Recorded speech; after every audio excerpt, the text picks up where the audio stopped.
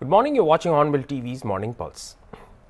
Meghalaya Chief Minister Conrad K. Sangma has informed that India has submitted to the UNESCO in Paris the nomination dossier of Meghalaya's living root bridges for consideration to include it in the World Heritage List 2026-27. The dossier was handed over by India's Ambassador Vishal V. Sharma to UNESCO's World Heritage Centre Director Lazar Asomo Elondo.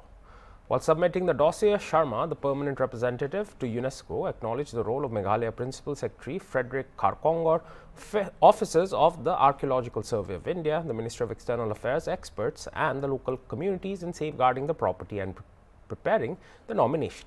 Located across the southern slopes of the Khasi and Jaintia hills of the northeastern state, the nominated property represents a living cultural landscape shaped over centuries by indigenous Khasi and Jaintia communities, a statement said.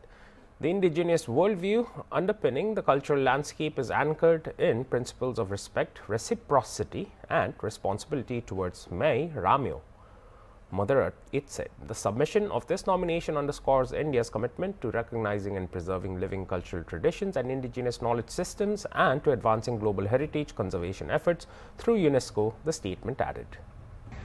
Friends, as you are all aware, the Jinkinjari or the living root bridge has been sent as the official nomination of the Government of India for the UNESCO World Heritage Site.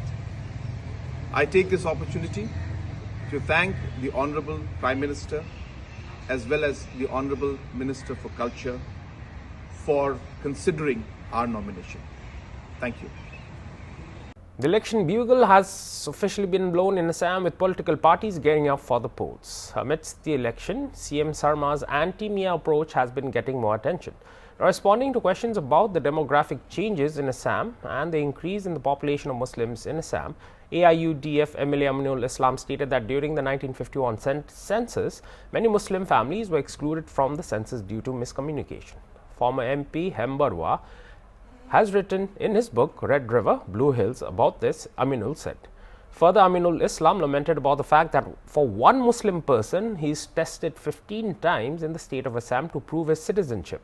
After being tested 15 times and even after that, being called Mia, Bangladeshi, Videshi, illegal immigrants, who will solve this problem? How many times will Muslims have to appear for their citizenship, he asked. After partition, the census, when the 1951 census was done, then there were so many areas in riverine side and borderline side, due to lack of communication, the people were not included in the census report in 1951. It was Dr. Hemborua, he wrote a book, and perhaps it was the name of the book was The Red Rivers and Blue Hills. In his book, Dr. Hemborua, the former MP, he wrote that more than 55,000 of families were not included in the census of 1951 due to disturbance. A disturbance took place in 1950, and those people were not living at the time of census in 1951. And those people have been enrolled in 1961. And after making communication in riverine areas, more and more people were included in 1961 census and 1971 census.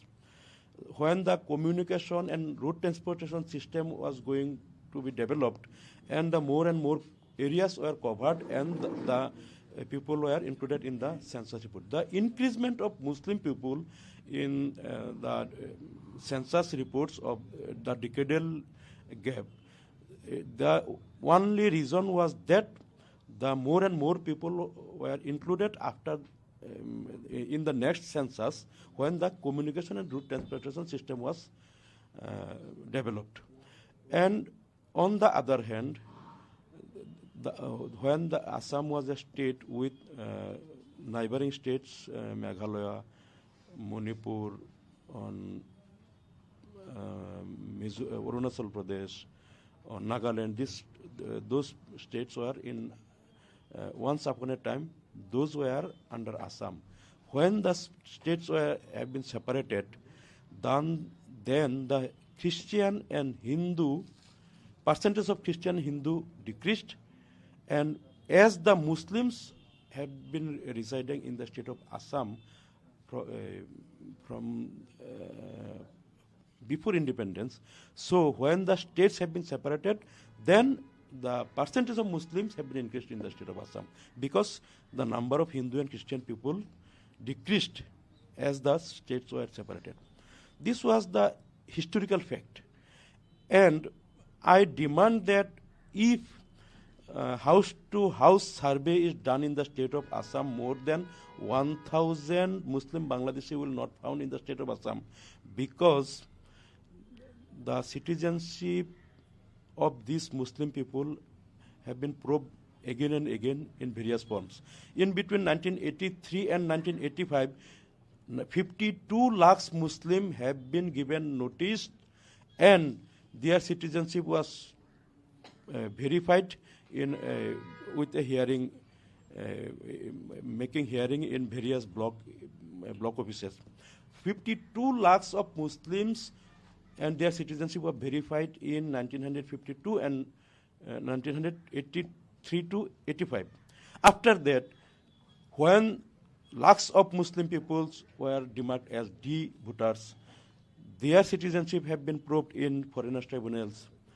And during the time of NRC, again and again the Muslim peoples, they were examined and their citizenship documents have been examined.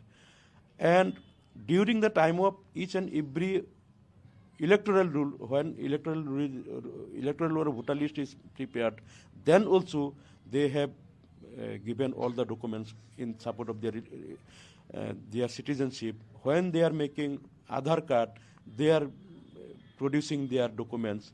When they are making bank accounts, when they are making PAN cards, one Muslim person, they have tested not less than 15 times in the state of Assam, not verified not less than 15 times to verify their documents as a proof of their citizenship. After that also, if that person is again and again told, Mia Bangladeshi, infiltrators, Bangladeshi, Mia Bideshi, then who will solve this problem?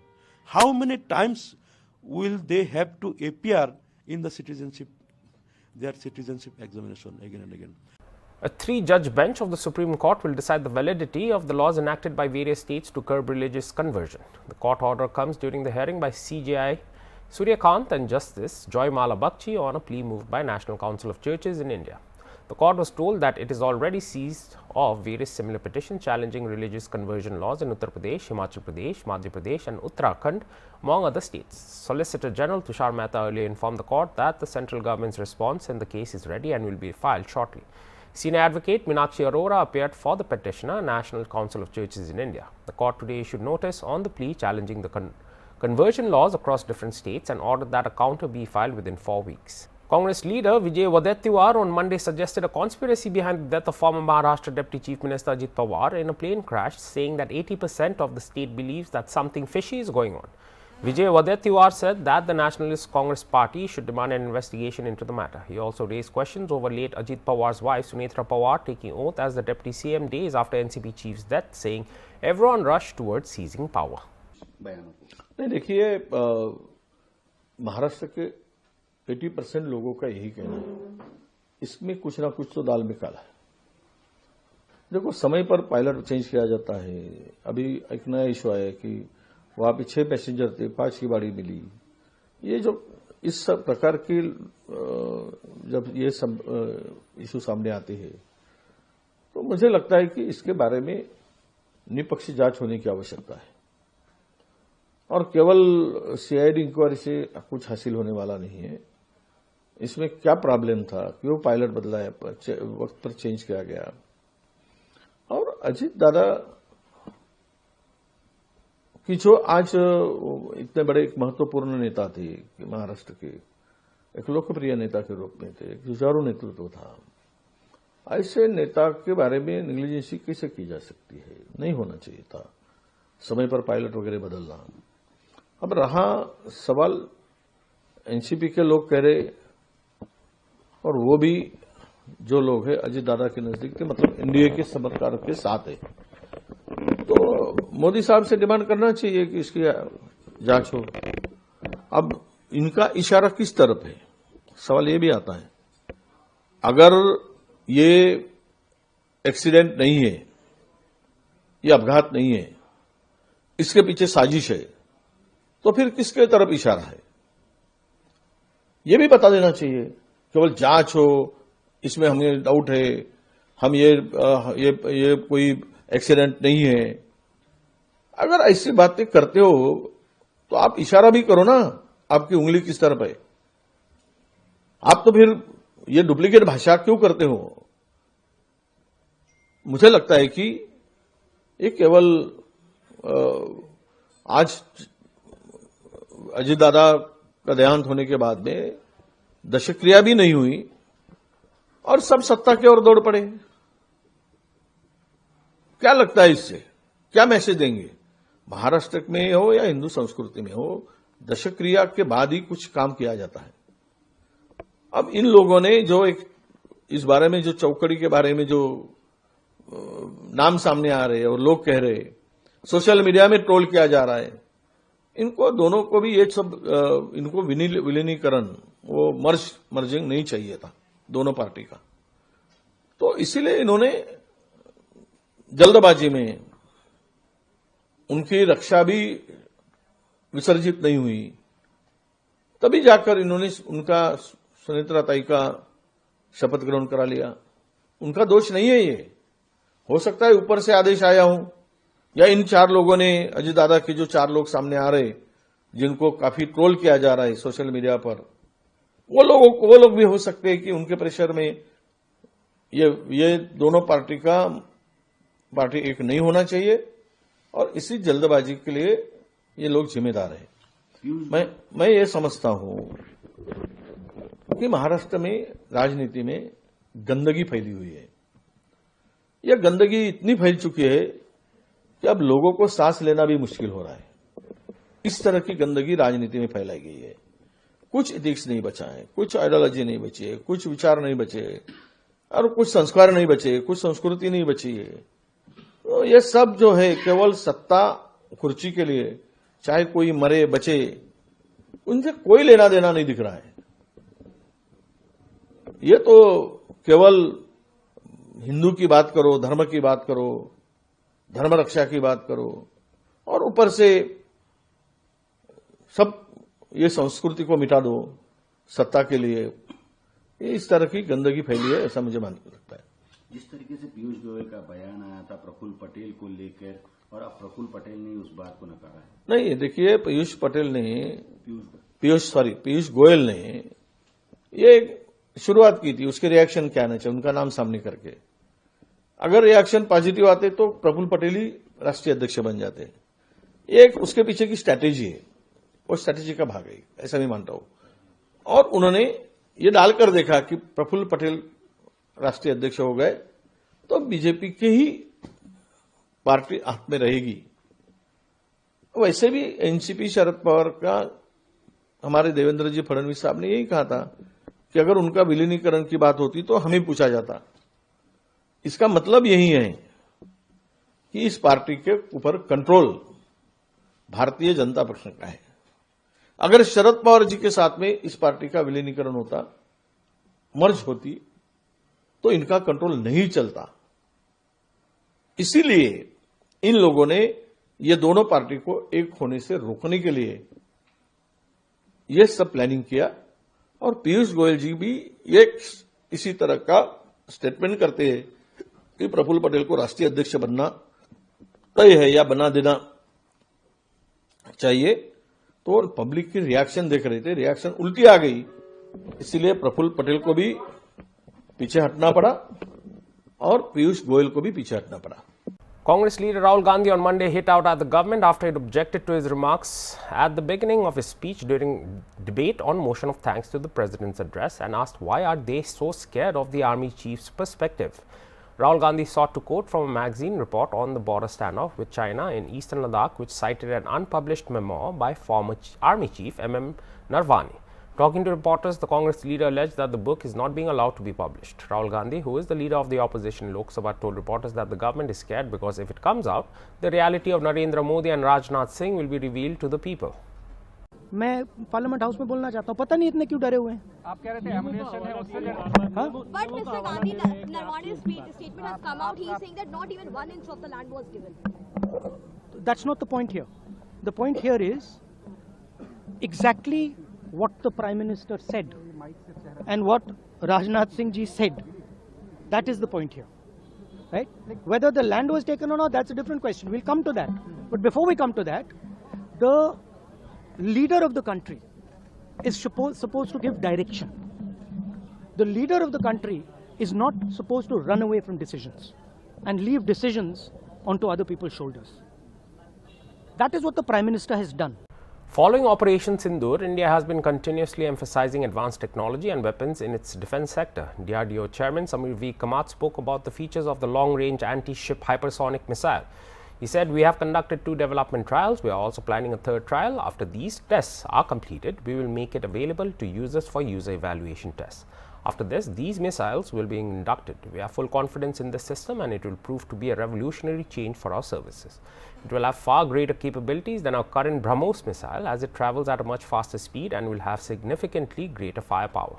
DRDO Chairman Samir V. Kamath said about aero engines, engine development is a long process. Even globally, an engine development program takes 10 to 13 years to reach maturity before being integrated into a platform. So if the CCS approves this year, I estimate the engine will be ready for integration by 2035-2036. Acceptance tests will then follow. The first 2 squadrons of AMCA will be delivered with the GE F414 engine, which will arrive later. AMCA deliveries should begin by 2034-2035, he said. So we have carried out 2 development trials. We are pretty soon going to do a 3rd development trial. Once these development trials are over, we'll offer it to the user for user evaluation trials. And then these missiles should get inducted. We are very confident with this system and it will be a game changer for our services. So, what we have learned about this missile system is that it travels at speeds at high Mach speeds, around 5 to 6 Mach. Now that is much higher than what the BrahMos does. And the range is also higher. Yes. So you think this is going to be the next big thing, like what we saw the BrahMos' performance during Operation Sindoor? How do you see this missile developing, sir?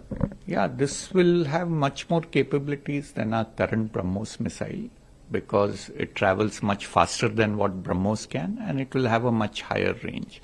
So it will definitely add to the arsenal of our services. And right now it's only the anti-ship version, sir. So, but we are also working on the land attack for the same missile. But that is slightly at the earlier stages than the anti-ship role. And sir, anything for the air-launched version, like what we have for the BrahMos? Currently, no, because the air-launch version, we have limitation on the weight of the missile. So we have plans to take up the air-launch version, but that will be after this land-launched or ship-launch versions are completed. And sir, talking about aero engines, sir, what we know is that the CCS is now the proposal for the Safran engines is with the CCS.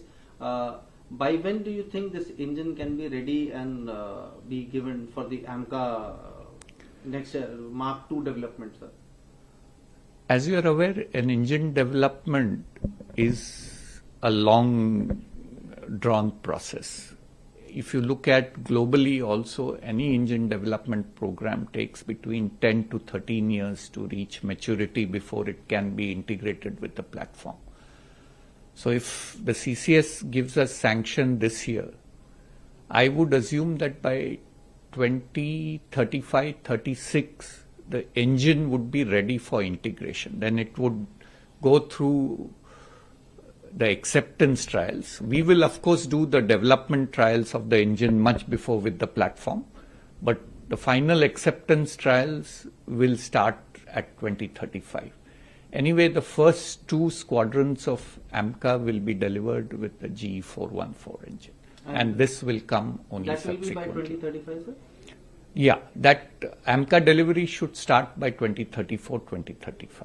Kerala's ruling CPIM on Monday called for observing February 3rd as a black day across Kerala, protesting what it described as the centre's severe neglect of the state in the union budget. In a press statement, the party state secretariat said the budget was presented as if Kerala did not exist on the map of India. It pointed out that Kerala had placed 29 demands before Union Finance Minister Nirmala Sitharaman ahead of the budget, but none of them were accepted.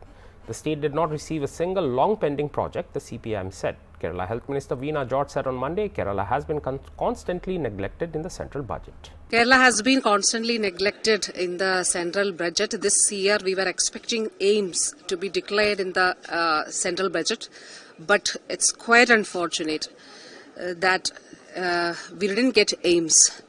And yesterday I heard the state president of BJP talking to the media, and he was telling that we didn't acquire the land, so that's a problem. That is totally wrong. We have already, so the land, 150 acres of land was with us, the government property, and 50 acres were acquired. And all the documents were submitted to the central government. And in 2024 itself, Honorable Union Health Minister has informed us that the file is already given to the Finance Department, the Finance Ministry, for their in-principle approval. And it was clearly mentioned in that letter that in the next declaration, Kerala will be getting aims. Now, 2025, again the Finance Minister, she presented the budget in the Parliament. In 2026 also, yesterday. But we didn't get aims. Why Kerala is always neglected? So we are also part of this Mother India. Why we are neglected? It's quite unfortunate. And that was all for this hour's bulletin. For more news and updates, stay tuned to HornbillTV. Goodbye.